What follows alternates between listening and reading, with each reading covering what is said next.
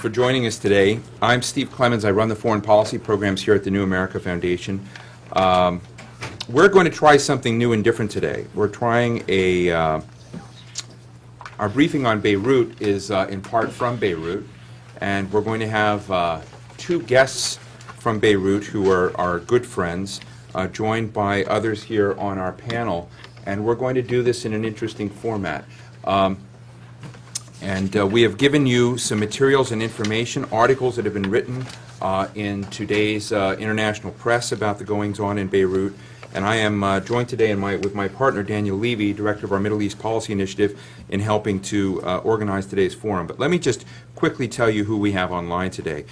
First of all, who is actually online is Rami Khouri, who's editor-at-large of the Daily Star, and he's in Beirut in the moment. He's going to be speaking with us and with us for the first 10 or 15 minutes. To my right, as I've mentioned, we have Daniel Levy, of Middle East Policy Initiative here at the New America Foundation, and the Prospects for Peace Initiative at the Century Foundation. We have Hisham Melhem, who is the bureau chief here in Washington, D.C. for Al Arabiya. To his right, we have Flint Leverett, who's the director of the Geopolitics of Energy Initiative at the New America Foundation. Of course, previously the director for the Middle East in the National Security Council in this Bush administration from 2001 to 2003. And then we will have on the phone our colleague here, a fellow at the New America Foundation and fellow at the New York University Center on Law and Security, Nir Rosen. So here's how it's going to work. We're going to first hear from Rami Khouri. I guess we've passed out, so there's no way we can do this with an interactive exchange with our folks on the phone, but I'm pleased to try and manage as many of the questions as I can with them that you'll file with index cards to us. We're going to have a little exchange between the panel and the folks on the phone before we hang up on them. And Rami, I promise we won't hang up rudely. And then we're going to have a Q&A with all of you, with those we have here. So it's a bit of an interesting exercise for us, but this will give us at least some frontline flavor for what is happening in this really disturbing, fascinating, complex set of circumstances unfolding in Beirut, Lebanon. So without further ado, let me invite Rami Khouri to begin to share his thoughts, and we'll go from there. And I'm told that all of you will hear this. We'll see if this works. Rami? Yes, hi. Everybody can hear? Yes, so far. Okay, well, I prefer front seat to front line. I think Nir is front line. So there is a front line element to what's going on, but hopefully it's shifting into front row seat at the political negotiations. First of all, thank you for having me, and I'm honored to be with such a distinguished group of speakers and friends at the New America Foundation. I think the most significant thing from the perspective of being on the ground here in Beirut is that I think we're really at a moment of reckoning. I think the historical moment of reckoning for Lebanon has arrived. The people of Lebanon basically have one choice in front of them. Are they going to move towards a situation like Baghdad, with ethnic cleansing and fighting and perpetual warfare with external supporters from both sides, or are they going to move to a situation like Belfast, where the warring parties sit down and work out a political accord that is inclusive and fair to everybody and is supported by the external parties? So Baghdad or Belfast is really the choice in front of the Lebanese people. And the reason that the choice is more serious now, I think, is that what happened in the last week scared the daylights out of everybody here. And more importantly, I think that virtually everybody has made it clear repeatedly in the last 2 years that they don't want to get back to a civil war. They had their civil war. It didn't solve anything. There was tremendous costs paid by everybody. And I think there is a historical sense in the Middle East that includes the realization that most countries get to do one civil war, and almost every country in the world has had a civil war, but very few countries have had 2 civil wars and survived them. And I think the Lebanese instinctively understand that if they get into a second civil war, it's the end of Lebanon. And they also understand that very few people outside Lebanon really care. And this is a new realization that people here, I think, are more and more aware of, that neither the people in the White House nor in the neighboring countries in Syria, Iran, Saudi Arabia, Israel, Egypt, wherever it may be, there isn't a really strong commitment to the integrity, unity, democracy, and sovereignty of Lebanon. Because the way people have behaved, they've shown that they're perfectly willing to let Lebanon be a battleground for everybody's battles, including internal Lebanese quarrels. And the Lebanese are, I think, more sophisticated, more realistic than that. But there is a problem. There is a chronic structural problem in the nature of Lebanese statehood, in the system of governance, and in the manner of political interaction inside the country, which has been there for approximately a century and a half.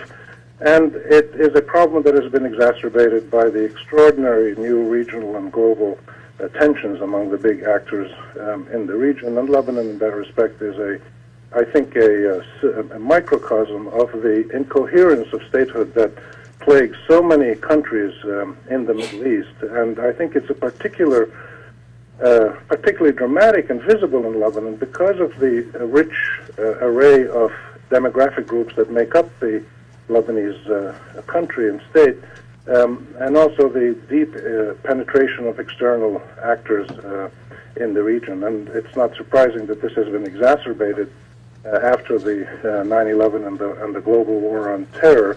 And I think people in the State Department and the White House should be particularly worried now, because they've just seen their fourth poster child of democracy and freedom in the Arab Asian region basically tilt towards the group of countries and movements that is strongly supported by Iranians and Syrians and Islamo-Arab nationalist movements. And this is a real issue that the people of the region have to deal with, and that the Western world has to deal with. The people of Lebanon are basically saying that they are both Western and Middle Eastern, that they like an open, liberal, free society, but they also have a strong commitment to Arab and Islamic values and issues. And the hope is that from this crisis now that we're going through, that serious negotiations will finally take place. What we've had up to now in the last couple of years has not been really serious, has been sort of feinting and bobbing and weaving, but not real serious negotiations by the parties internally, because they haven't really dealt with the big sticker items. And Signora, the Prime Minister, made it clear the other day that there's some really big issues about Hezbollah's role, about Lebanon's orientation, about the power sharing system. These really have to be discussed and resolved once and for all. And my sense is that, in a bizarre way, what could come out of this, if the negotiations do start, which I think they will, and they do come up with a power-sharing formula, we may be on the verge of seeing the first Iranian-American joint venture in Arab governance, in the sense that you're going to have a unity government, half of which is going to be funded, armed, supported, and backed by the United States, and the other half is going to be funded, armed, supported, and backed by Iran and Syria and others in the region. And this sounds a little bit bizarre, but I think it's something that the Lebanese have already experimented with when they had Hezbollah and its allies in the government. And there's no reason why it shouldn't work, because I think the Lebanese, and I'll stop with this statement, the Lebanese, more than anybody else in the region, I think, have shown that they really do want to try to find a formula for a pluralistic governance and power sharing that does actually reflect both their Western and their Middle Eastern values. And there's no reason why those values cannot be compatible in a power sharing system. The trick is it must be inclusive, it must treat everybody equally, it must reflect the real balance of power in the country without humiliating anybody, and it must most of all be based on the concept of citizenship rights that are implemented equitably under the umbrella of the rule of law. And no Arab country has been able to do that, but hopefully Lebanon will be the first. Rami, thank you. I want to, we're having a lot of folks watch today's program and listen to it on the internet, where we're streaming live at the moment. And I want to read from the article that you wrote on May 12th, Monday, entitled 4 Days That Changed the Middle East. You wrote in the second paragraph, and we'll put this, I'll ask our staff to put this on our website. If Lebanon shifts from street clashes to the hoped-for political compromise through a renewed national dialogue process, it will have a national unity government whose two factions receive arms, training, funds, and political support from both the United States and Iran. Should this happen, an unspoken American-Iranian political condominium in Lebanon could prove to be key in power sharing and stability in other parts of the region, such as Palestine, Iraq, and other hot spots. This would also mark a huge defeat for the United States in its failed diplomatic approach that seeks to confront, battle, and crush the Islamist nationalists throughout the region. This is a really provocative and interesting paragraph, and I'm wondering if you might want to expound on it just a little bit, particularly the Iran portion of it. Yeah, what I mean by that is that you have people in Lebanon, political leaders, who are very close to Iran, and you have others who are very close to the U.S. and Saudi Arabia and Syria and others. But Iran and the U.S. are the symbolic poles of these two worlds and these two loose conglomerations of countries and movements and people. And it's a reality that these two poles actually exist in Lebanon, and they will probably be component elements of a national unity government. And they were already. I mean, Hezbollah was in the cabinet until a year and a half ago. So you're likely to see a cabinet in which some members are close to Iran and very close to Iran, and some are very close to the United States. Now, that would seem to be slightly bizarre. But then, you know, the nature of Iranian and American intervention in Lebanon is also slightly bizarre. And I think there's no reason why the Lebanese cannot overcome the bizarre nature of external intervention and come up with something a little bit more coherent, which is based more on the reality that people at the local level, broadly speaking, over the years, have been able to coexist in a pluralistic system. The fighting has been intermittent and is the exception. Generally, people in Lebanon and other countries do coexist, and they work out, they negotiate power relationship and coexistence relationship. So I think this is a very intriguing possibility, and I think that it's something that both sides should actually welcome, because if you can get the Lebanese, if the Lebanese themselves decide that they want to make this kind of power sharing, and they still have their links to the external patrons and supporters and armorers and funders, that may actually set an example for other torn countries in this region, where also you have Middle Eastern as well as Western supporters from abroad, and why not? I mean, this is, in the final analysis, the peace is going to come from the local people agreeing, not from the foreign army. Right. Thank you, Rami. Now I'm going to ask Flint Leverett and Hisham and Daniel Levy to exchange with you a little bit before we move on. Hisham? I have a different take from my friend Rami. I think what happened recently is essentially... But you know, we're not going to present yet. Okay, This is just to exchange with him while we have him on the phone. We're going to come to a presentation later. If you have anything you'd like to exchange with Rami while we have him on the phone, we will do so. Well, now. there is a sense that right. what Hezbollah did in the last few days really changed the facts on the ground, created a new reality, and essentially they won the first round. There is some sort of a collusion between them and the Lebanese armed forces, which is seen now by the people who are at the losing end. There is less trust now in the Lebanese National Army. This is a very brittle institution, and the head of this institution is at the same time a potential presidential candidate, which explains in part the reluctance of the army, or the fact that the army stood and watched for a full week Hezbollah's military operations, taking areas from Hezbollah, not preventing Hezbollah from defeating its adversaries, and their local allies like Amal and the Syrian Nationalist Party to engage in looting and wanton destruction and burning of public properties. And essentially, this is seen as a coup of some sort. The immediate objective of which is to bring down the Siniora government, but I think the long-term objective, and this is the question to Rami, the long-term objective, it seems to me, is the radical transformation of the Lebanese polity. The liberal society that Rami is talking about, the liberal society that I grew up in, is dying. What we might be seeing now in Lebanon is the beginning of the end of Lebanon's traditional Western orientation. Yes, we are a Middle Eastern Arab country, but Lebanon has always had a Western orientation in terms of trade, travel, immigration, studying in the West, that world, that liberal world, is anathema to everything that Hezbollah presents. And if you look at what Hezbollah is doing in those exclusively Shia areas in Lebanon, in South Lebanon, and the Bekaa, is nothing short but the creation of a different political culture.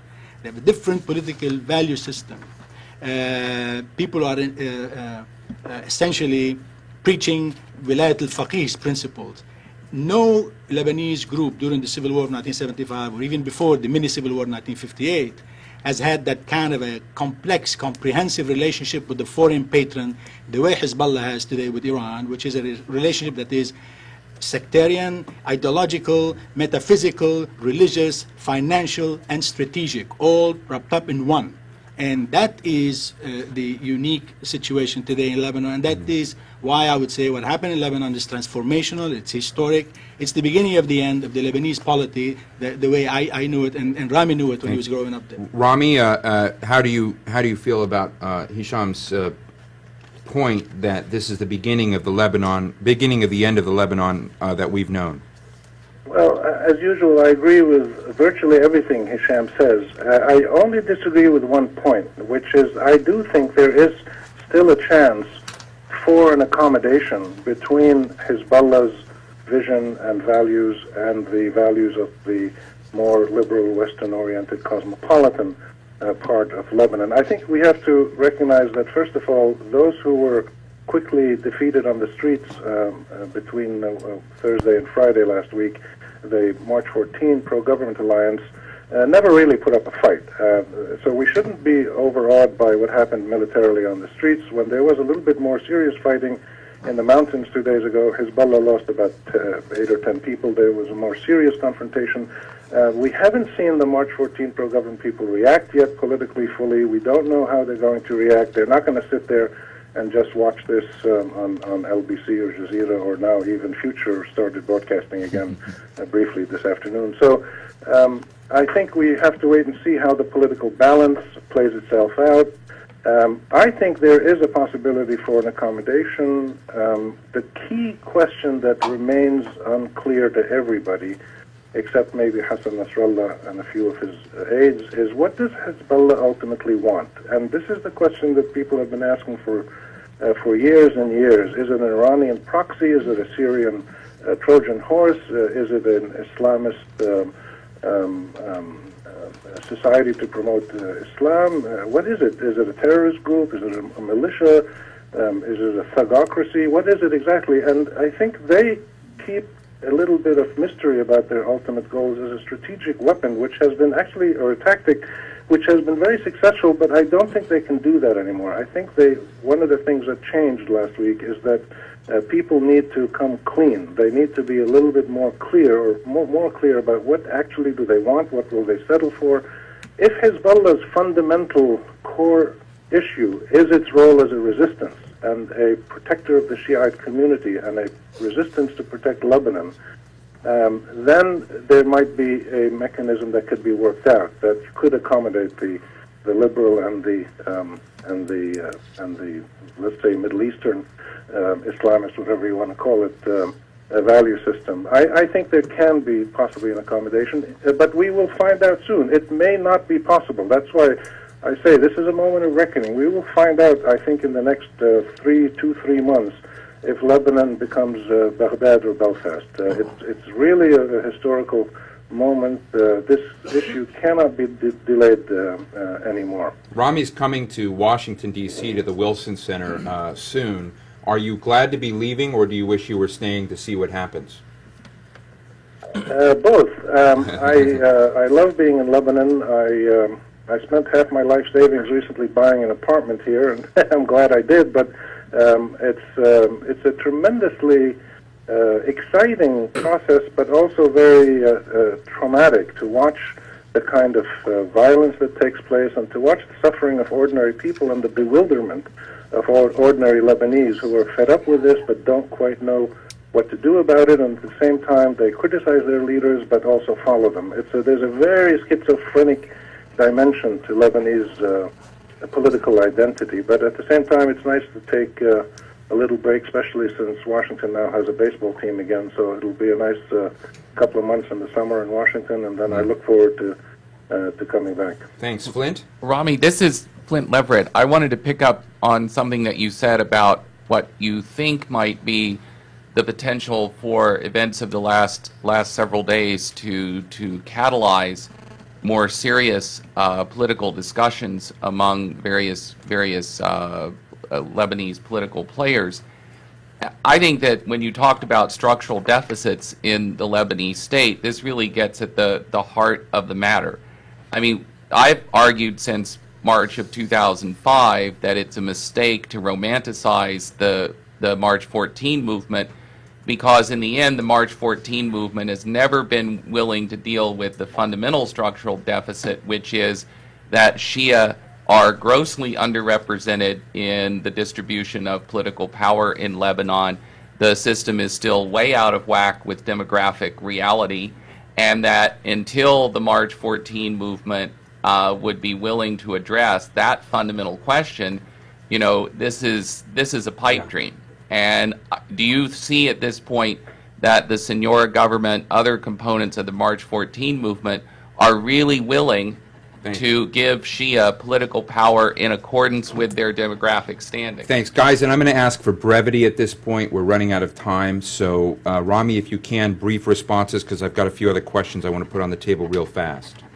Yeah, the brief response is, yes, they're clearly more willing to talk about these issues seriously. They're more aware of the need to make compromises. The Christian community in particular is split and traumatized at the same time.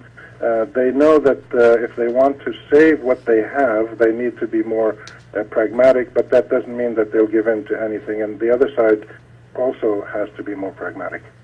Daniel? Into the microphone, please. Rami, Daniel Levy. Into the microphone directly. I worry that if this is the next 2-3 months, the moment of reckoning, and there is a willingness inside, can the inside trump the outside? I'd be interested in hearing your take on why now. Why was there the decision by the government regarding General Shakir, regarding the phone network? And doesn't that suggest that the lack of an ability for an accommodation between Iran and the US, between the external influences, could undermine any prospect of this being a catalyst for a capacity to reach an internal dynamic that could actually bring Lebanon back from the brink? Thank you. Rami? Yes, I've always thought that the internal trumps the external. I mean, the external parties can only intervene in Arab countries insofar as the local groups will allow them to do that. And that's been the case in Lebanon, but I think when local people finally take a position and you do get a consensus among indigenous populations, it always, I think, trumps the external interventions. So I think they can do it if they decide they want to. Why the government took its decision to take those two measures last Tuesday is also one of the second big question that nobody has clearly answered.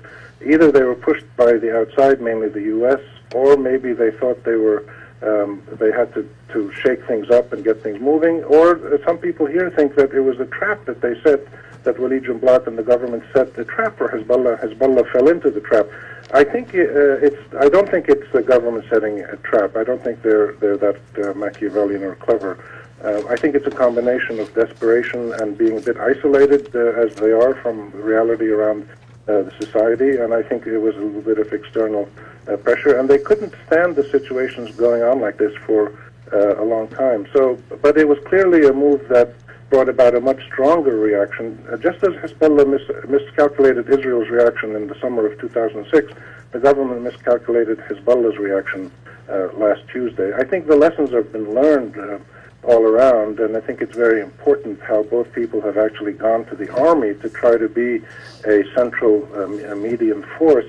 And Hisham is right that the army has been accused now of tilting towards Hezbollah, but it remains, the army and the national airline are the only two national institutions that everybody trusts and everybody likes and everybody believes in, and the army is going to play an extraordinary role in the transition. I'm, as the last Arab nationalist, I'm a little hesitant of seeing armies play a bigger role in Arab politics, but I think in this case there is a sense that the army could play a transitional role, but we'll just have to wait and see. I mean, the next couple of months are going to be extraordinarily important and historic, and we just have to hope that the wisdom and capabilities of the Lebanese people, which are Olympian in their stature, will actually finally prevail over the mediocrity of the political class. Thank you, Rami. We're about to call Nir, but before we close, I want to just pose a couple of questions. We have a lot of questions from the audience.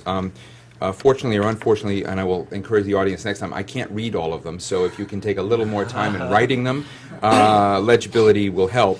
But I do want to pose a couple of these just for very quick responses if we can, just to be fair to those who are here today.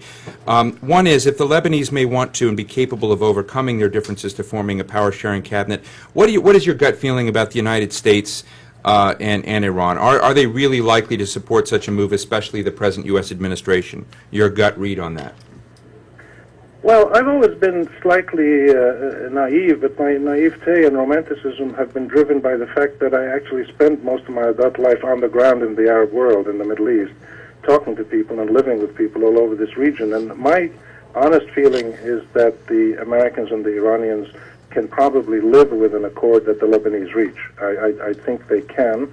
And I think if we have a little bit more enlightened leadership than we have in both Tehran and Washington, they will realize that this may actually be an opening that they might be able to see as a lesson for other problem areas in the region, because Iran and the U.S. don't actually have a lot of problems, except where it comes to Israel and some other issues in the region. But when they should be able to solve their problems, and this might be a beginning of that process. We'll have to have you for a future program on that. Secondly, there's a very informed question here, which we won't have time to go into in depth, but it's clearly someone who knows the issues, but says that in the Western media, it seems as if the actors are being relegated to either pro-state or pro-Hezbollah. And the real question is, can this be broken down further? Is this in an appropriate scaling, or is it a more dynamic Rubik's Cube situation with a lot of other players? It is actually a much more nuanced situation than that. There are clearly two broad camps that are confronting each other in Lebanon and throughout the region. But when you look at them here in Lebanon, you break them down, you find on each side you have Sunnis and Shiites and Armenians and Druze and every possible grouping you want. And it's an ideological battle, I think, as much as it is a ethnic or religious or sectarian one. It's primarily a political, ideological battle. It's about values, it's about foreign policy orientations, it's about the future of this country, but it's really a battle about the future of the Middle East, and I think it's a stalemate. I really see all over the region, in Palestine and here, everywhere, that these two groups are pretty evenly matched. The average Arab person wants habeas corpus and likes Sharia values, likes Islamic values and habeas corpus, and doesn't see a particular confrontation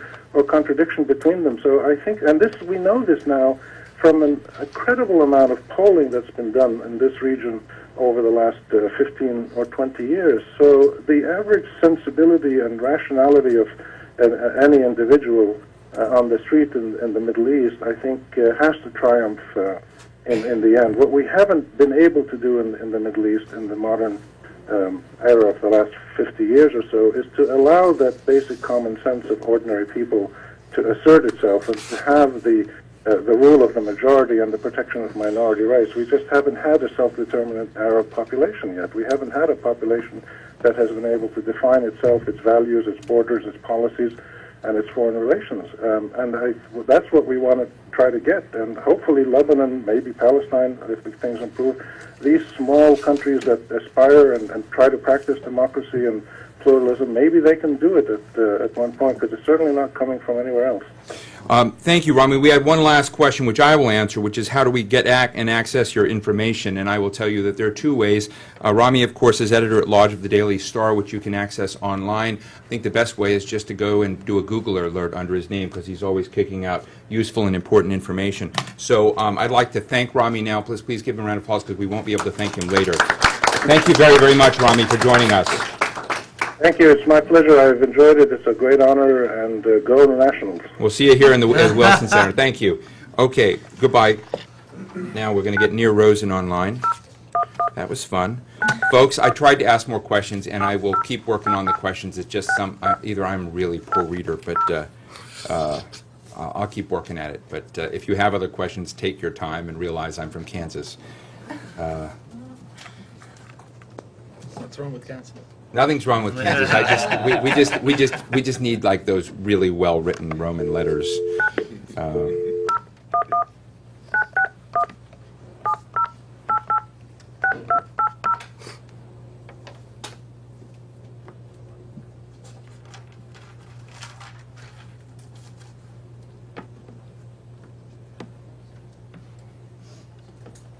Is this supposed to work? Yeah.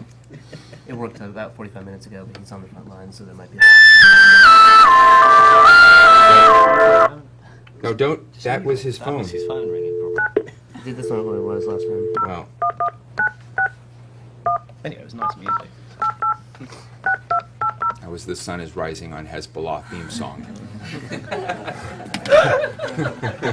That's martial music.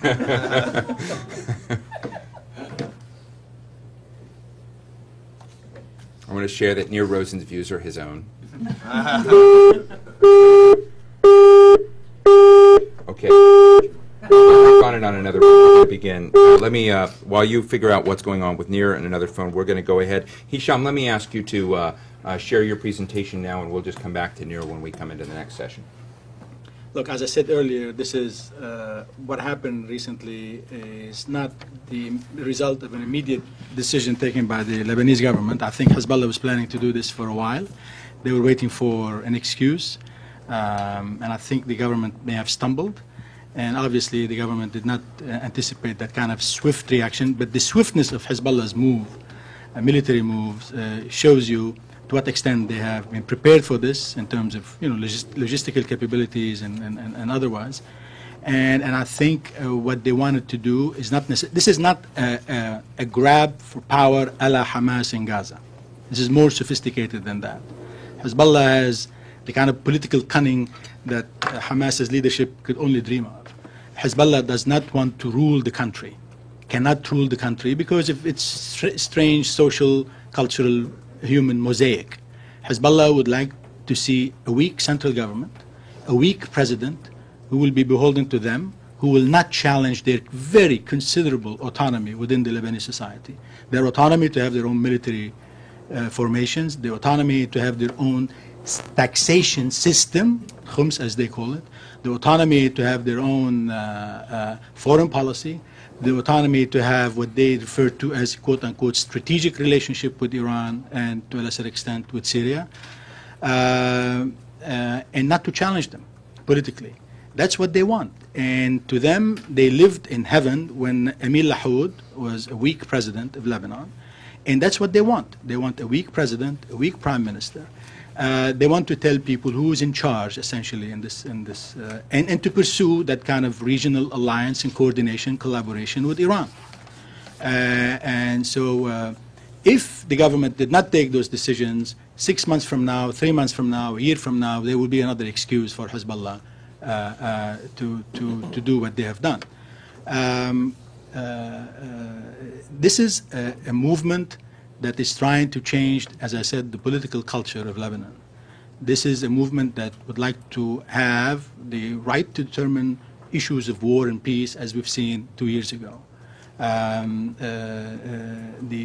The objective here is not necessarily to create an Islamic state. They know that's very difficult, but essentially, especially in those areas that are exclusively Shia, in South Lebanon, East Lebanon, part of Beirut. Although in Beirut, because they know that the eyes of the world are focused on them, they have a very slick, modern media operation. And they have their own media empire, by the way. So you don't see necessarily in the Dahiya in Beirut the kind of strict Islamic control that you might see in Shia villages in the south or in Shia villages in the eastern Bekaa. So this, as I said, this is an extremely smart, savvy political leadership Hassan Nasrallah enjoyed a great deal of support in Lebanon when Hezbollah was fighting the Israeli occupation troops before the Israeli withdrew in the year 2000. Hassan Nasrallah became almost 10 feet tall when he lost his 18-year-old son fighting the Israelis in South Lebanon. So he had that kind of a stature. No Arab leader can make that kind of a claim that he lost a son fighting the Israelis. So Hezbollah had that kind, Nasrallah had that kind of a stature. But I think since the year 2000, they had a dilemma. If their raison d'etre before 2000 was to fight the Israelis and enjoy that kind of broad support from various Lebanese of various backgrounds, they began to lose that. And they began to look for a different role. But they wanted to maintain their weapons, they wanted to maintain their autonomy, they wanted to maintain their ability to do whatever, essentially what they want.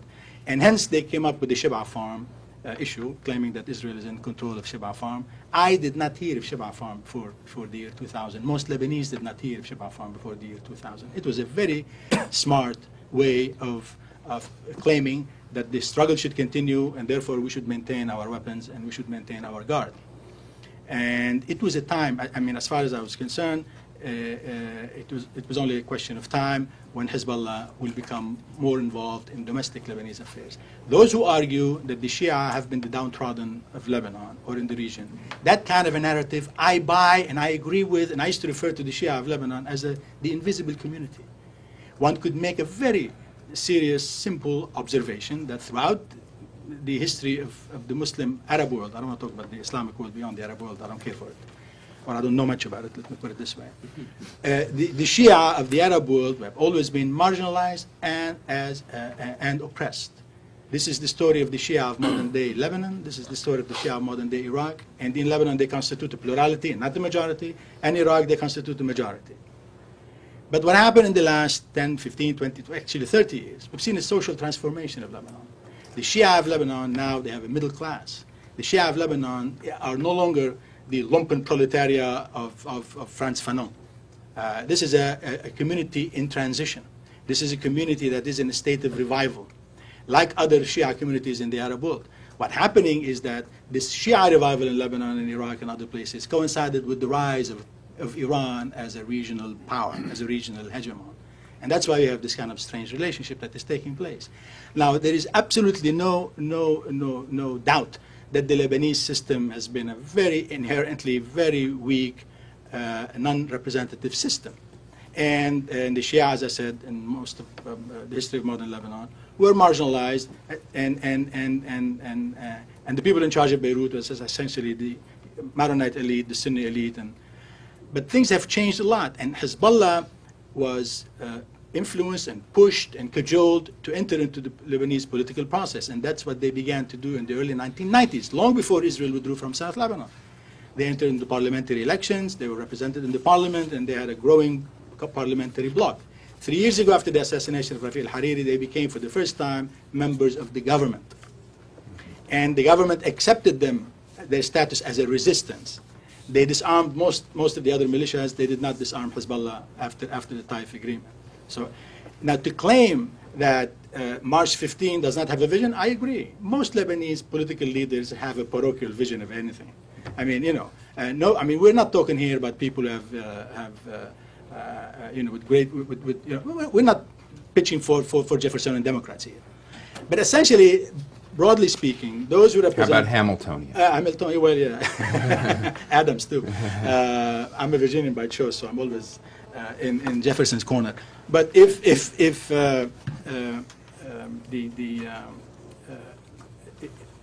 the March 14 people, I think, would have been more forthcoming if Hezbollah did engage in a serious dialogue to open up the process and to engage in a serious electoral reform, economic reform, political reform.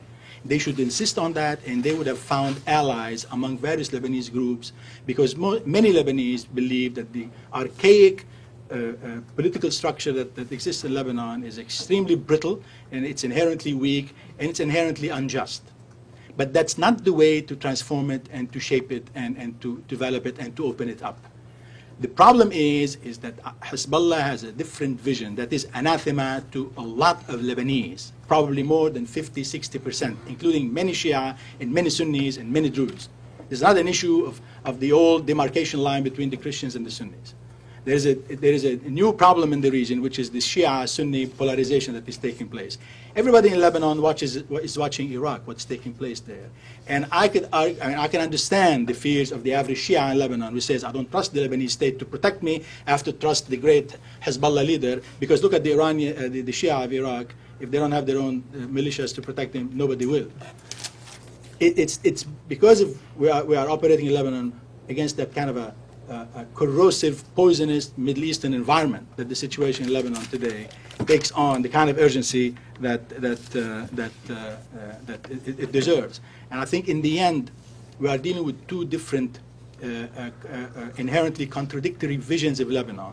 The one that I think, in a way, the March 14 represents, which is more or less, Mediterranean, open, somewhat liberal, not fully democratic, but somewhat democratic society, and a different vision, a different ethos, a different value system that says essentially we are in a perpetual war or conflict with the West and Israel.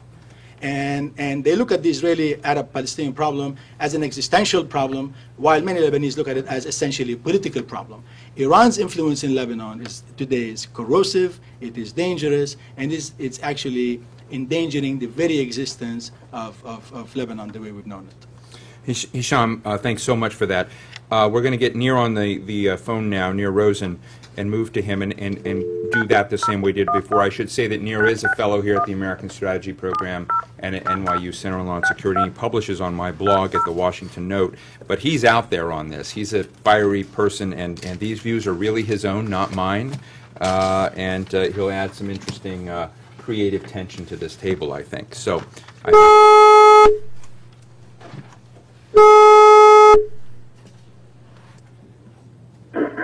Hello? Hey, Nir, it's Steve Clemens, Flint Leverett, Daniel Levy, and Hisham Elam, and a whole room full of people who are interested in your insights into what's going on in Lebanon. Hi, everybody. Hi. So the floor is yours. We can all hear you. Well, like everybody in Lebanon, I've been listening for the past 25 minutes to a future bloc party leader, Assad Hariri, who's finally talking about the recent events. It's hard to know where to begin. Whether this has been a civil war or a coup or an attempt by Hezbollah to protect itself and clean out militias that were threatening its own security. Nobody really knows what's going on. I don't either. I've been on the front lines of several of the clashes, beginning on the first night in Beirut when we were stuck on the block. RPGs were raining down on us, and the guys we were with were lobbing RPGs at the other side. What is clear is that this is more and more becoming a Sunni-Shia conflict, and both sides are perceiving it that way more and more, unfortunately. It really does feel like Iraq. I've been suffering for a while the emergence of Sunni militias in Lebanon. They were backed by the Future Party. They've been formed over the last year or so. Some were trained in Jordan. These proved to be a complete failure. They perhaps because they were fighting for money, and not very much of that, and not really for any ideology. At the first sign of danger, they all fled. And You said the Sunni militias fled? Beg your pardon? You said the Sunni militias fled? They just disappeared. They didn't put up much of a fight, and there was a great sense of betrayal and shock in the Sunni community the following day. Out of this happened, a lot of resentment of their leadership. Our leadership betrayed us. We weren't given weapons. We weren't given enough training. The people who came down from northern Lebanon to fight with Sunnis in Beirut were only given sticks and not fed. There was a real sense of shock, which is why everybody was waiting for Saad Hariri to finally make his speech, which he just did. He had really lost popularity the last couple of days. There was a great sense that he the Sunni leader they thought he would be who could defend the Sunnis of Lebanon, and he's just escalated the situation. He's been very critical of Hezbollah. He's compared them to Israel several times in his speech so far in terms of how Israel occupied Beirut. And indeed, it was quite a shock a couple of days ago to see Hezbollah soldiers patrolling the streets of Hamra, the main shopping boulevard in the Sunni heart of Beirut. It really felt as if I was with American soldiers in Baghdad. They were a real army. They were patrolling the streets that were deserted. It was a great shock for the people of Lebanon. of course, they left very quickly. It's been very remarkable for the Civil War, and that civilians have not been targeted deliberately in most cases. It's been very organized. It's clear that whether it's coup or whatever it is, it's not clear yet. It was organized months in advance and was carried out remarkably efficiently on the part of Hezbollah and Amal and their various allies. They very quickly cleaned up rival militias and then disappeared. And the streets were being cleaned Sunday evening. Monday was in many ways as if nothing had ever happened. What's also been very clear is that the army has been collaborating with Hezbollah and its allies. Basically, before the fighting started, on the first day of clashes, the army was present, separating two sides, and then they left. And they basically allowed the fighting to occur, and when the fighting was over, they returned. And this has been the pattern throughout Lebanon. The army is basically, the first sign of a shot being fired, has left, and then has allowed Hezbollah's allies to clean up their foes. Very bloodlessly, I should say. There's been very few casualties compared to other conflicts. Especially compared to how much ammunition has been used. But anyway, once Hezbollah and allies have controlled an area, they then cede it over to the army. The army is with them, and the statements about the army's neutrality, of course, this neutrality in this situation is not the same as siding with Hezbollah, choosing not to oppose them. Of course, the army can't do very much to oppose them. So there are also Ministry of Interior forces who fought with Hezbollah and allies in Shia parts of the city. Elsewhere, I've seen Ministry of Interior and police forces fighting with Sunnis. What's very dangerous, however, is that outside of Beirut, in the Bekaa and Tripoli, you have very poor Sunni areas, very strong Salafi presence. It often feels like I'm in Fallujah. And out of nowhere, hundreds of people emerge with RPGs, with heavy weaponry, and the way they speak sounds very much like Zarqawi. To them, this is the same battle in Iraq, a battle against the apostate Shiites, and they're very eager to begin this battle. Of course, they can't compete with Hezbollah militarily, but it does seem like it wouldn't take very much to spark a real civil war here. It wouldn't take very much to have a Samara Shrine sort of incident. One suicide bomber coming in from one of these radical neighborhoods into a Shia-populated area, and you could really have a full-scale civil war. Until now, people have not been killed at checkpoints based on their IDs. Hezbollah has been very organized, but people do demand to know right away, especially on the Sunni side, are you Sunni or are you Shia? Right now, everybody's waiting for the next step, the political step. It's quite clear. Militarily, do with the degree. Nobody really has a clue. The government, the Sunni-dominated government, is making clear that it's not surrendering. And all this is happening is in part the result of the last 3 years of intense sectarian agitation on the of the Sunni-dominated government of Hariri and his future movement. And nobody really understands why this all happened now.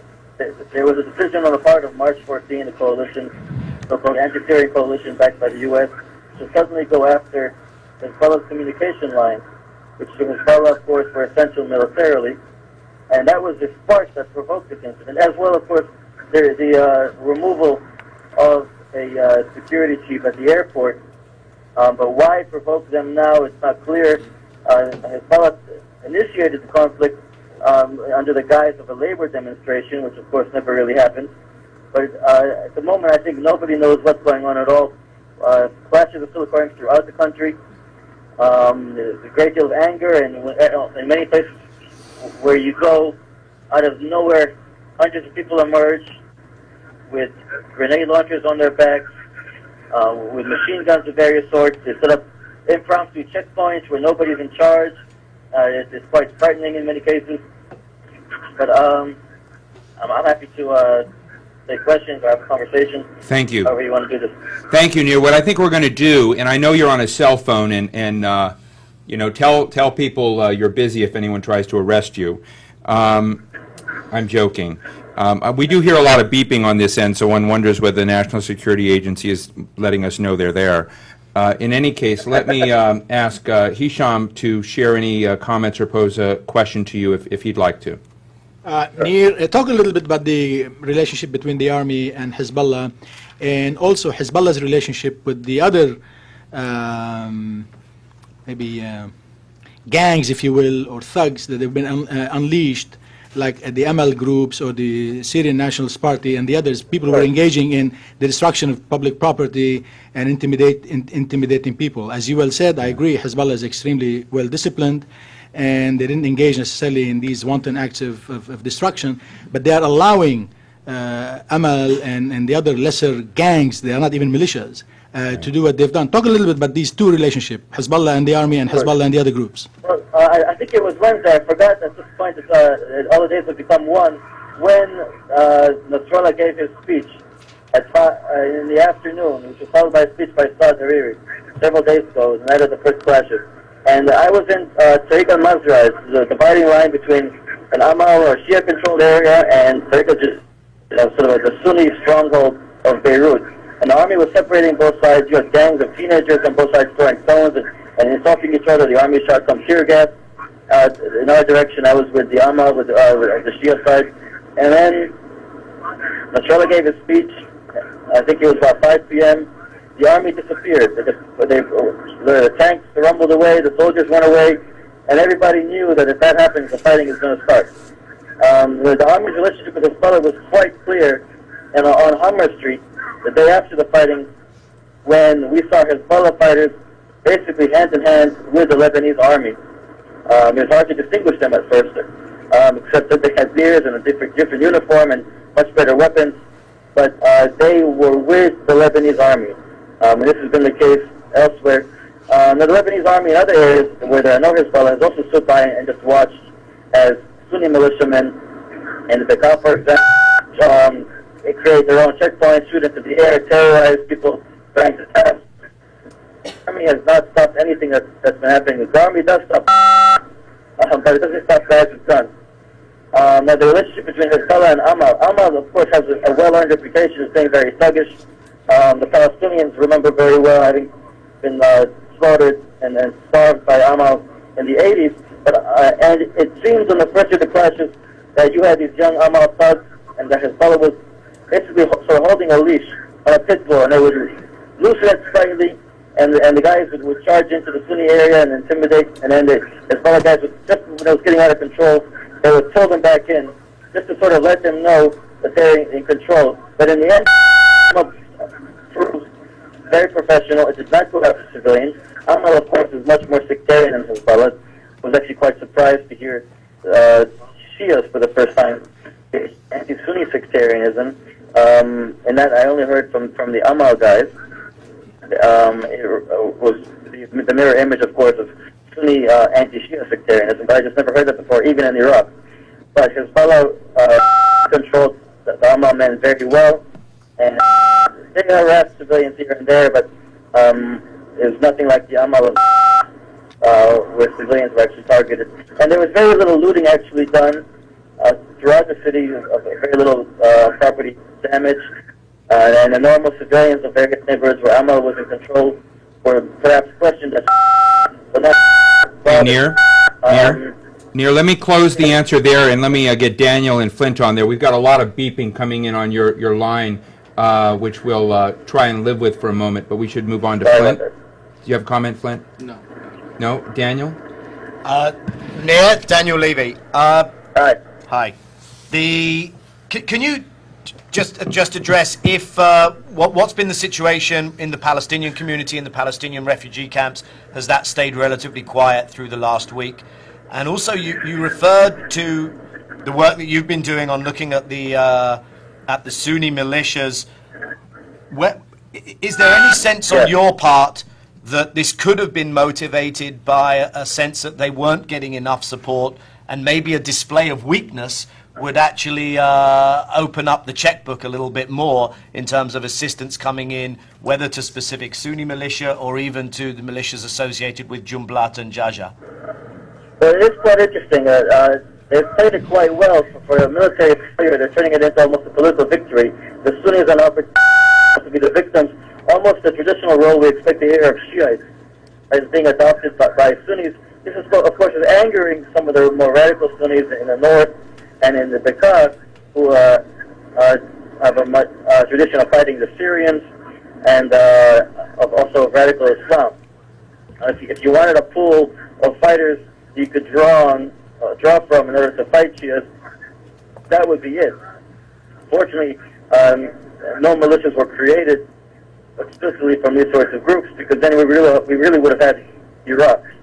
On the jihadi website, we have been seeing the last couple of days the calls for Mujahideen to go fight the Shias and the Iranians, the Persians, in Lebanon. So I think that there's a very strong and terrifying possibility of this becoming something like Iraq. Sunnis throughout the region, of course, already believe that there's an Iranian occupation of Iraq. There's a Persian Shia threat. These are fantastic, but certainly the Hezbollah victory Lebanon does add evidence for those who have that sort of conspiracy theory in mind. The Palestinian camps here have been very quiet until now. That's, of course, where you do have jihadist fighters who have been going to Iraq and have been returning. But in many cases, these Palestinian fighters are sympathetic with Hezbollah, despite the fact that they might have been killing Shias in Iraq. They are sometimes at least neutral or sympathetic to Hezbollah here, because their main enemy here, of course, is Israel, and Hezbollah has succeeded in humiliating and defeating Israel in recent years. And of course, they also know that they're very vulnerable. Palestinians, having gotten involved in internal Lebanese conflicts in the past, have suffered greatly for that. And until now, they have been silent and avoided any sort of overt involvement, as far as we can tell. Thank you. Sunni militias, I'm sorry, one last point. The Sunni militias did try to recruit some of the Fatah cadre, and there were some Palestinian members in the Sunni militias. But again, Hezbollah is a real professional military, and there is no group in Lebanon that can compete with them. And the various fighters who stood against them realized quite quickly and went back home as soon as they could. Nir, before I move to Flint, I want to pose a question from our audience, and the question is, what does the ethno-religious map of Beirut look like right now? Is Hezbollah forcing people out of mixed or non-Shiite neighborhoods? No, there have been no incidents like that whatsoever. Hezbollah has no ambitions to actually occupy or control Beirut. They were there for less than one day on the streets, and then they disappeared. There's been no ethnic cleansing on the other side.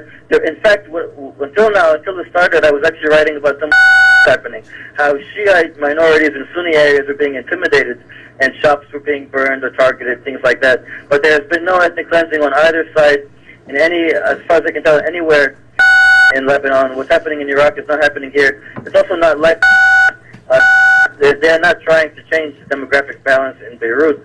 What Hezbollah was after, it seems, was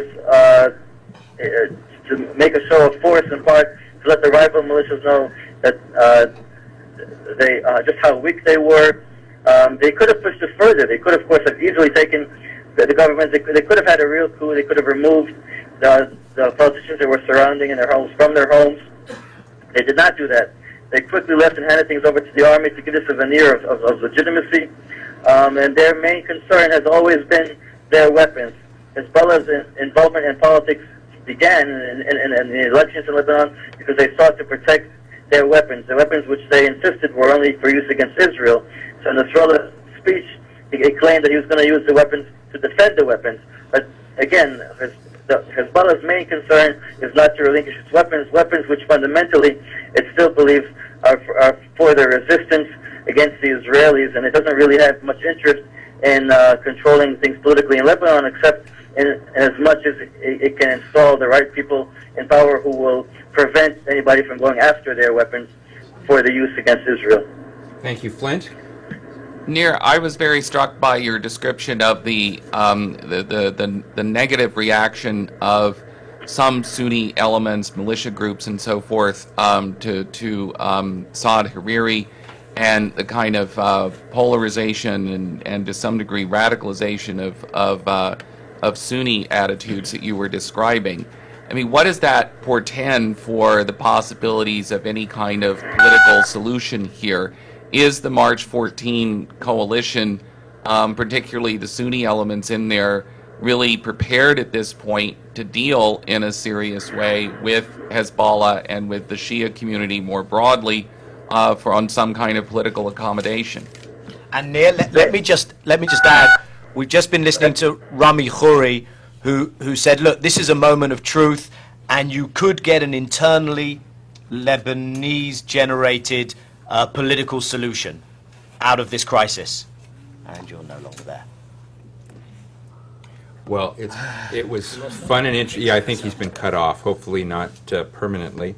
It's fascinating exchange, and I want to keep this going, and we actually do want to get to all of you. It's just a very interesting experiment. So let me go to Daniel to offer about 5 minutes of remarks, and then Flint, and we'll go there. So Daniel? Into the microphone. Can I maybe start, Hisham, with your permission, by just turning a question to you, which is the one that I tried to address to Nir.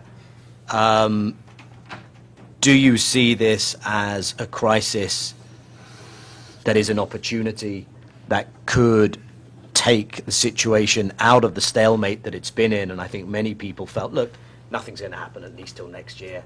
You're going to have an ongoing standoff. You'll postpone the election of the president in parliament for a 15th time, a 20th time, a 30th time, and this is where we are. Do we now have a new status quo, a new deadlock? Okay, everyone understands Hezbollah has shown what everyone anticipated it could, which is its military strength, but now nothing happens.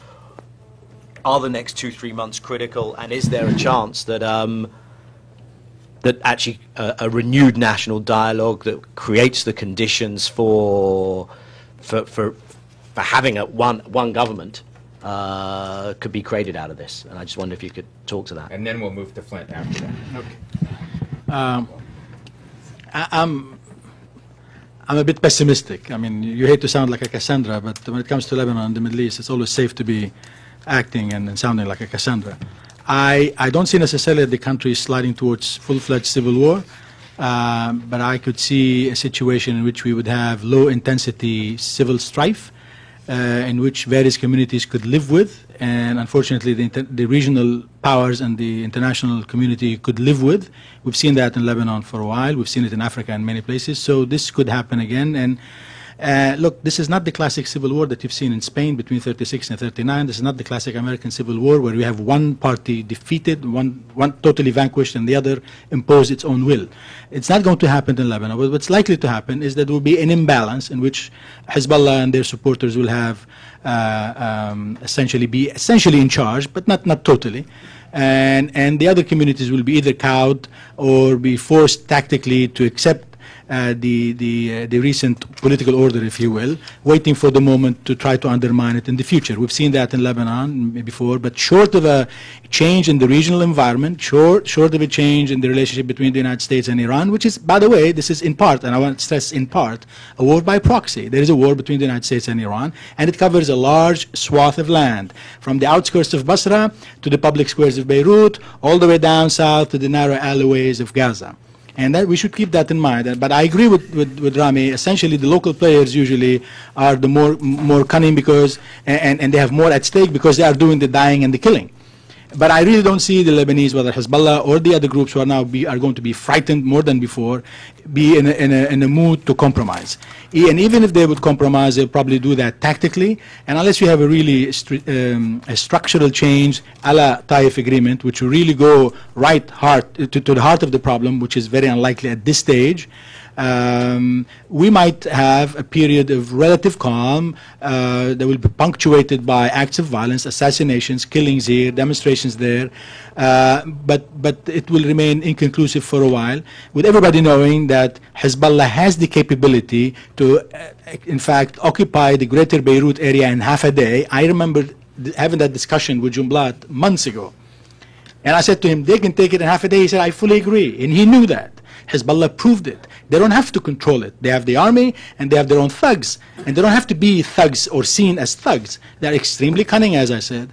But they are changing already the political and military balance within the country. And they can live with this for a long time. They don't have to make a final decision as to where to take the country. They are gradually chipping away at the old political culture and gradually building a different kind of political reality there. And it's not an exaggeration to say, and I know the many people didn't like it when I said it in English and Arabic, there is an attempt essentially, whether they are, they articulate it publicly or implicitly or explicitly, some people would like to turn Beirut into a Tehran on the Mediterranean. I mean, that's what is really happening. Flint, let me give the microphone to you. Okay. Great, thank you. I wanted to offer just a few minutes of observations about U.S. policy and the role of the United States in ongoing developments in Lebanon. I think that one of the biggest mistakes that the Bush administration has made in the Middle East, and I realize that is a significant bar, but one of the most significant mistakes, biggest mistakes the administration has made is in the aftermath of the assassination of former Lebanese Prime Minister Rafik Hariri in February of 2005, to latch on to this so-called March 14 coalition, Cedar Revolution, in Lebanon, and to decide to use it as a fulcrum for trying to leverage various U.S. policy objectives. The administration wanted to use it, first of all, to leverage the withdrawal of Syrian troops from Lebanon. It wanted to use it to leverage pressure, particularly through the UN investigation into the Hariri assassination, to leverage pressure on the Syrian regime. And more broadly, it wanted to use the March 14 movement, the Cedar Revolution, to leverage the creation of a Lebanese, and I will use the term in quotation marks, with as much sarcasm as I can muster, Lebanese democracy as a bulwark against radical influences, Syria, Iran, Hezbollah, etc., in the region. I think this was a colossal mistake for three reasons. First of all, let us not be overly romantic. Lebanon in the post-Hariri period is not in any really meaningful sense a democracy. It is a political order rooted in the distribution of political assets along sectarian lines, and the patterns of distribution are way out of whack with demographic reality, particularly with regard to the Shia. The last conversation in the world that the March 14 coalition wants to have is about one man, one vote in Lebanon. Second of all, it was a mistake because the Lebanese arena is, at best, at my most generous, I would say it is a sideshow in terms of America's real strategic interests in the region, and to use the championing of Lebanese quote-unquote democracy as justification for not engaging with Syria strategically, for not engaging with Iran strategically, is just the height of strategic malpractice as far as I'm concerned for an American administration. Third, it was a mistake because in the end it doesn't work. What we are seeing is that essentially Hezbollah, what we have done here is what we did in the early 1980s in Lebanon. We picked a group of Western-oriented Lebanese political actors whom we liked because they kind of looked like us, talked like us, seemed to be able to push all the right buttons with us in terms of what their political values were, and then we decided to array them against people who have real street cred in Lebanon. And the results in the 1980s were disastrous. I think the results now are proving to be very, very bad for U.S. interests in the region. The Syrian regime is, if anything, more strongly entrenched, more powerful, more influential in its neighborhood than it was before the Hariri assassination. Certainly, Iranian influence in this part of the Middle East has increased over the last 3 years, and this policy has been a colossal failure. It was a big mistake. Unfortunately, like a number of the Bush administration's mistakes in this region, it is one that has enjoyed considerable bipartisan support. Democrats have rushed to go down this road with the administration, as avidly as the administration on its own wanted to go. And I think it reflects a foreign policy that is based on illusion rather than a foreign policy that is based on a sober assessment of on-the-ground reality and a clear understanding of what America's real interests are. And to the extent that we continue to try and play this game with the March 14 coalition, it is only going to contribute further to the erosion of American standing and influence in this part of the Middle East. And if, God help us, we should ever be foolish enough to think, like in the 80s, that we could ever intervene in this situation by putting American military personnel on the ground, I fear that the only outcome of that would be what happened in the 1980s. A good number of very, very fine American military personnel will lose their lives for no good reason.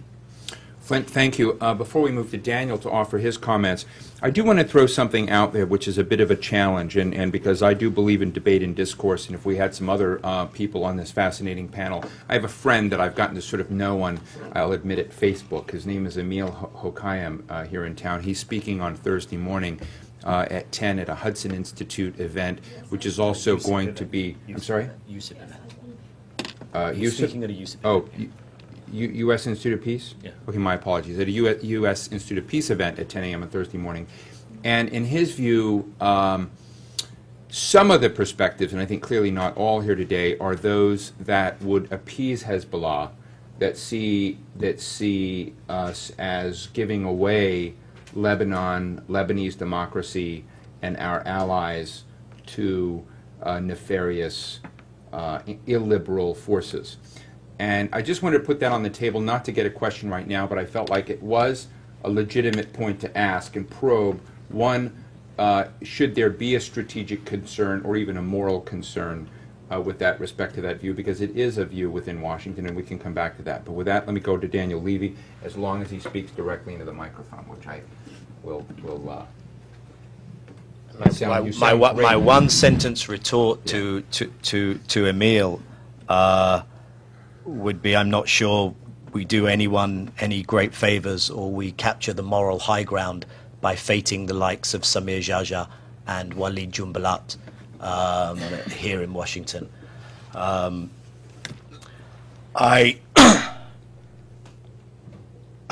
guess my starting point is the question that Nia raised and that I raised with Rami, which is why a week ago? Why did this happen? Why was there a move now? It must the March 14th forces, the government must have been cognizant that going after the phone network and going after General Shakir would not be met with indifference and passivity on the part of the opposition, on the part of Hezbollah. And so I think two red lines were crossed in the last week. And why and where does that leave us? The first red line being with the phone network, part of the infrastructure, as it's called, of Hezbollah resistance, where the understanding has been that that is not touched. The second red line, Hezbollah, whether in its own definition and perception, if it was doing this defensively, but Hezbollah using its weapons in an internal Lebanon crisis. So that was crossing a red line that they have said they wouldn't cross and have been trying to justify since. I don't have an answer, but I can throw out some of the interpretations that I've heard. And maybe the best one is always miscalculations on everyone's part, but I'll come back to that at the end. One argument that has been heard is actionable intelligence. That the security cameras at the airport, the phone network was being put to particular use, perhaps associated with some of the assassination incidents, and it was time to go after this and take it as actionable intelligence. Very difficult to verify that. Another argument is, was this to expose Hezbollah? In other words, that the government could say, look, the narrative we have now, which is that Hezbollah has crossed all the red lines, has exposed itself as a force that's willing to use its militia in an internal Lebanese conflict, is actually a narrative that we planned. We wanted to be able to expose Hezbollah as such, and this is the argument we can now carry forward with the rest of the Lebanese public. I tend to think that it's more making a virtue of necessity and rather than something that that is going to work as a winning narrative. And then there is the sense of was this actually something that wasn't necessarily an initiative of Fouad Signora or of all of the government, but that elements within the government, perhaps Jumblat, who certainly led this charge within the government, were quite keen to start up a confrontation now, perhaps even at the behest of outside forces to suggest that they need more support. Certainly some of the reports are suggesting that perhaps people here were saying, look, if you want us to not sit out the rest of 2008 with a Lebanese deadlock, we need a dramatic demonstration of why the current standoff is so problematic.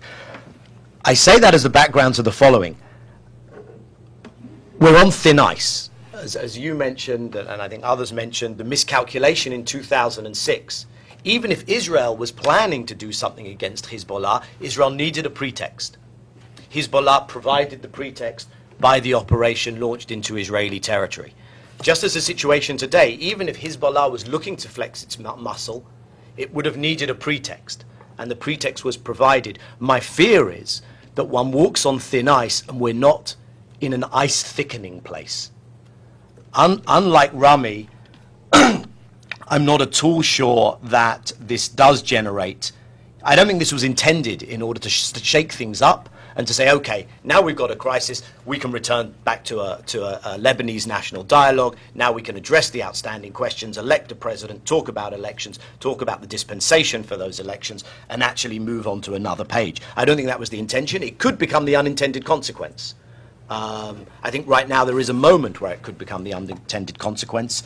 I fear that the external packaging of the Iranian, American, and the group that America had on a conference call yesterday, so-called Friends of Lebanon, is designed to package this in a way which strongly mitigates against an ability to move on to a different page. So I think we are still stuck in that respect, and it will await, as Flint has said, it will await a redefinition of other relationships in the region. The last thing I'd say is, I see you there in your suit defining the American national interest, but you could easily have been in an IDF uniform when you were giving most of your presentation, Flint. That from the Israeli perspective, I think has been not dissimilar to how you described the situation. In Israel, really not deep skepticism towards the Cedar Revolution, deep skepticism towards the March 14th forces, deep skepticism at looking at Lebanon as a place to prioritize in terms of a democratization move. Of course, that's not coming from a Hezbollah sympathetic place whatsoever. I think it was coming from a realist place on the Israeli side of it's better that you have an address in Lebanon. And I think what these, even if it's in Damascus, exactly. In fact, especially it's in Damascus. Interestingly, one of the responses that has come out of Israel since the events of the last week is, well, maybe if Hezbollah could now be clearly fingered as the central address in Lebanon, it wouldn't be such a bad thing as far as the Israelis are concerned. And I think that's also why you see an Israeli interest in trying to address Damascus and to get a process with Syria going again. Daniel, thank you very much. I want to thank everyone for their patience, too. This has been an interesting experiment of trying to bring in 5 speakers, all who have a lot to say, try to get an exchange, and hearing a lot of beeping. I see Harlan every time in the front row beeping. But let me open the floor for a few minutes while we have Harlan Ullman. Thanks very much. Question is this: it's also Israel's 60th anniversary, and George Bush is about to get over there. To what degree is this a coincidence, or do you see any relationship? Great. Good question. Question for those watching on the internet is, it's the 60th anniversary of Israel. George Bush is about to party with Shimon Peres. Is there any coincidence to the timing on that front? Daniel? I don't need too much to get my conspiratorial juices flying. George Bush was anyway due to meet Fouad Signora at Sharm this coming weekend. as part of the visit, he's meeting a number of regional leaders at Sharm. There's a World Economic Forum So summit. you're saying that might have going on. precipitated Signora's actions? Well, I actually don't think Signora was taking the lead on this. So it might have precipitated certain people's actions, other actors, to say, let's make Lebanon and movement on Lebanon a focus of this visit. Whether it was intended or not, I think that's the consequence now, that this assumes a much, much higher place on the Bush agenda when he's speaking to various Arab leaders and when he's obviously meeting with Signora and others in Egypt. Hisham, do you have thoughts on that? I'm not sure now Senora will be able physically to go to Sharm el-Sheikh. I think it may be coincidental, but you could argue that both sides were tired of the status quo. Hezbollah on the one hand, because they tried to bring down the government for 18 months now, and they failed. And the government also, especially those in the government who maybe wanted to break the stalemate while Bush is in the White House. There's a lot of concern in Lebanon and the region that an Obama presidency may not be as tough with Iran and the Islamists and the Syrians as Bush or administration or a McCain administration. I mean, we could speculate about that, but I really don't think it's really. I mean, people sat down and kind of really decided to have that kind of a plot. But that thought could have occurred to some people who wanted to precipitate maybe a kind of political confrontation with Hezbollah that would elevate Lebanon's stature in the Sharm el-Sheikh talks. Yes, yes. Hi, Cody Akabi with IPS. A question about Walid Jumblat. It seems that there's also like a personal dynamic between Nasrallah and Jumblat. They seem to trade insults over the air. What's going on within the Druze community, especially with regard to the opposition of Talal Arslan, who's allied with the Hezbollah movement? Also, some conflicting reports. Who is really fighting in the Shuf? I heard that maybe it was Druze on Druze. Could you suss this out, and what kind of internal dynamic is going on within the Druze community? I'm going to assume the recording heard that well enough, and this was your card, wasn't it? Great card, great questions. If you heard Hassan Nasrallah's press conference last week, he was very harsh, very strident in his reference to Jumblat. He called him a liar, a thief, and a killer. And essentially, both of them have been trading these kind of niceties for a while. Lebanese politicians are known to be that civil in their discourse. And as far as and essentially Nasrallah said, this is not Fuad Signora's government. I mean, of course, he thinks that the Mossad is behind it and the CIA and all that, the FBI and all that. And he accused them of turning the Lebanese airport to a base for the FBI, Mossad, and CIA, which is a great collection. And but he said essentially the real leader of the March 14 and the government is Walid Jumblat and not Fuad Signora. So he was really focusing his poison on Walid Jumblat. As to the fighting in the Shuf, it's a combination. Hezbollah was involved, especially with the artillery and logistics, but there were also other allies, Syrian Nationalist Party, some Druze on Druze, some. Walid Jumblat's leadership of the Druze community may have been shaken a little bit, but I don't think it's been threatened by Talal Arslan or anybody. If you know anything about the Druze community, they are probably the most compact minority. If you ask any sociologist about that, they will tell you this is practically the most compact minority. They live mostly in one area. Their sense of solidarity with each other is extremely strong. They really are the Lebanese tribe par excellence. So I don't think Jumblat's leadership of this community is going to be threatened in any serious way. But the fighting in the Shuf, as I said, was a combination of Hezbollah, local allies, Syrian nationalists in particular, and some Druze. Any other questions? He's going after. Could one interpret making Jumblat the focus of Nasrallah's vitriol, in a way, keeping the door open with Hariri, with others in that alliance who are far more significant than Jumblat, like Barack Obama saying, "I've got a problem with McAuliffe, not with Hillary." In very brief response, in 1 minute.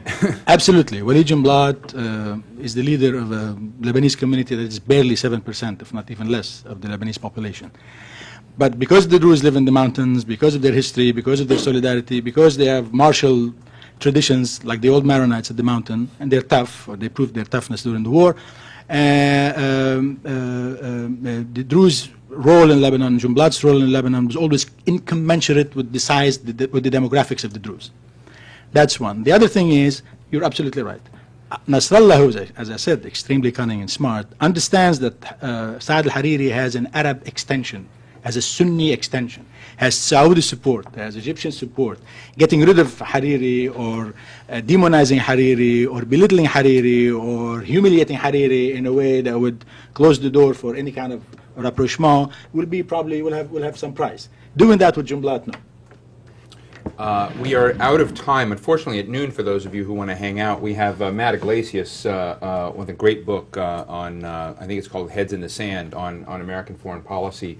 They'll be doing it tomorrow in this same room at 12 o'clock. We have Grover Norquist talking about his view of the American, is it on Thursday? On Thursday, Grover Norquist. Tomorrow at 3 o'clock is the CEO of Applied Materials talking about solar power. So this room is in great demand, and we need to move. But I think this has been a fascinating forum, a nice experiment by phone with the front lines or sort of close lines in Beirut.